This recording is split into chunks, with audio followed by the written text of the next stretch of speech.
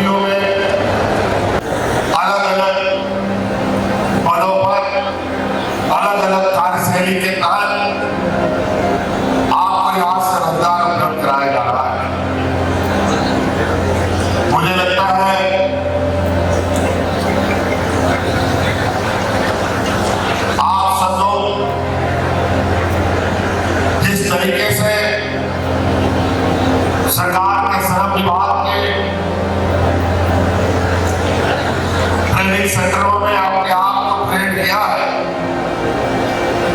उसके अनुरूप आज आपको अपनी योग्यता के अनुसार अलग अलग कंपनियों में जाने का मौका मिल रहा है। और यही आपकी गाड़ी नहीं रुकती, बल्कि आप भी आगे जाकर के अपने आप को आप तराश कर अपनी भविष्य को और उन्नत कर सकते हैं। यह आप पर निर्भर करता है कि आपके जीवन में आपका जो लक्ष्य है और जो उद्देश्य है वो आपका कितना बड़ा, आप किस गति से चलना चाहते हैं। अब आप इस दुनिया में खुले आसमान पर उड़ने के लिए तैयार हो चुके हैं। अब इसमें रफ्तार कैसे आपको बनानी है यह अब आपको निर्भर करता है। हमने बहुत सारे नौजवानों को श्रम विभाग के माध्यम से अलग अलग उद्योगों में अलग अलग जगहों पर रोजगार का अवसर उपलब्ध कराया है। और उनमें से कई ऐसे नौजवान युवक युवतियां हैं जिन्होंने पहले पड़ाव के बाद दूसरे तीसरे पड़ाव में इतना लंबा छलांग लगाया है, वो देश में विदेशों में आपको रोजगार करने गए हैं। जहाँ 10,000, 20,000, 25,000 का इनको तनख्वाह मिलता था, आज लाखों रुपये की तनख्वाहों में वो युवतियां काम कर रही है। तो निश्चित रूप से अब आपके पास ये मौका है, ये खुला आसमान है कि आप अपने आप को किस तरीके से तरा सकें। इसलिए हम आप लोगों के स्वरोजगार के माध्यम से मुख्यमंत्री रोजगार सृजन योजना है, खेती बाड़ी भी आपकी पढ़ लिख करके करता है, उसके लिए भी नई तकनीक से खेती कैसे हो उसके दिशा में भी सरकार के दरवाजे खुले पड़े हैं। हमारे आने वाली पीढ़ी के लिए अच्छी शिक्षा कैसे उपलब्ध हो इसके लिए भी आप लोगों ने देखा कि आज पहले चरण का 80 मॉडल स्कूल को बनाया गया है, उसके शिक्षकों को भी बहाली हम लोगों ने कर दी है।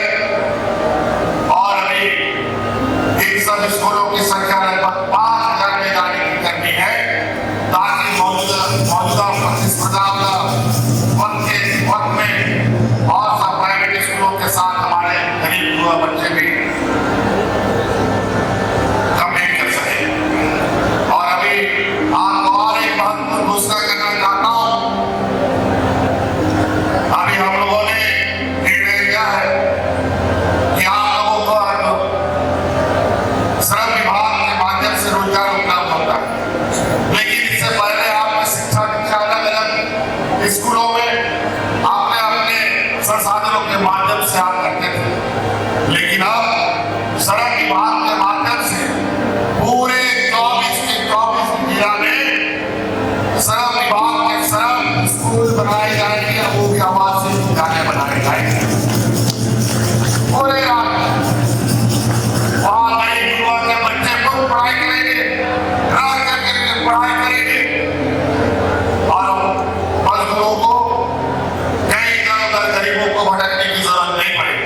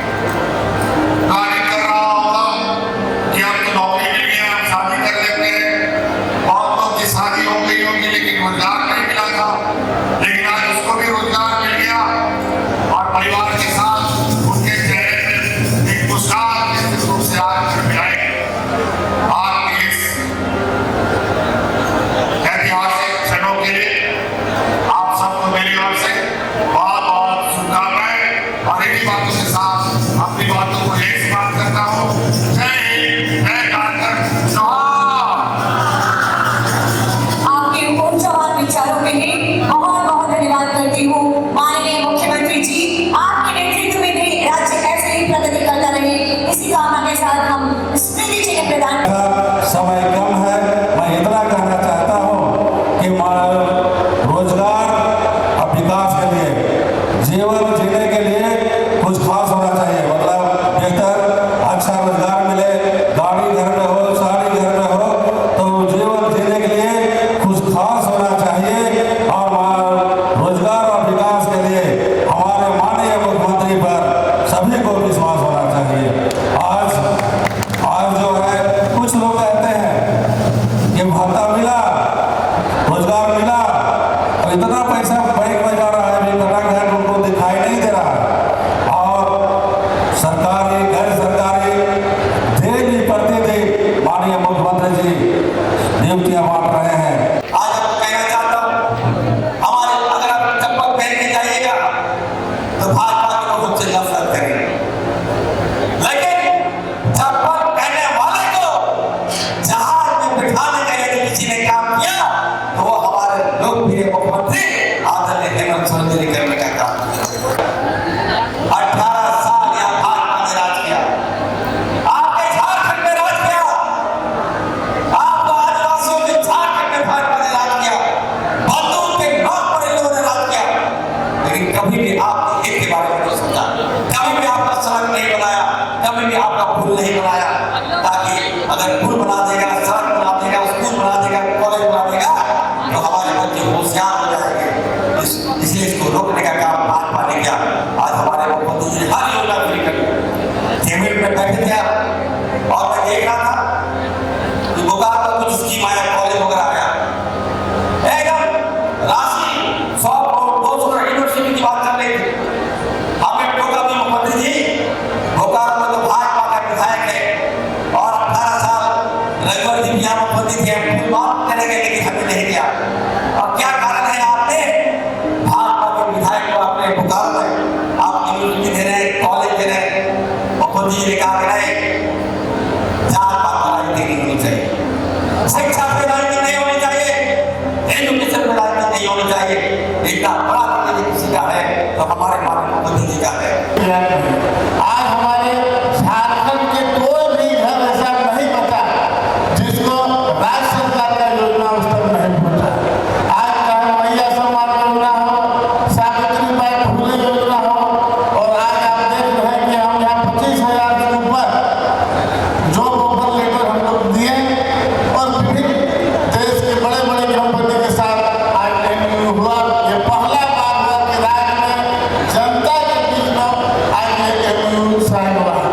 रघुवर जी का तो हाथी उड़ा करता था और उन्होंने कहाँ जाकर विदेशों में से झारखंड का पैसा को बर्बाद किया, लेकिन आज कम से कम माननीय हेमंत सोरेन सरकार ने जनता के बीच में खुला ओपन में आज आपको जो ऑफर लेटर मिल रहा है और विभिन्न कंपनियों में। इसलिए मेरा आग्रह होगा कि आने वाला समय आप देख रहे हैं कि झारखंड को लूट खंड में बंदी करने के लिए आज भारतीय जनता पार्टी और उनके गठबंधन के लोगों ने प्रयास करते हैं। आज 5 मुख्यमंत्री झारखंड का और 2 दूसरे प्रांत का 7 मुख्यमंत्री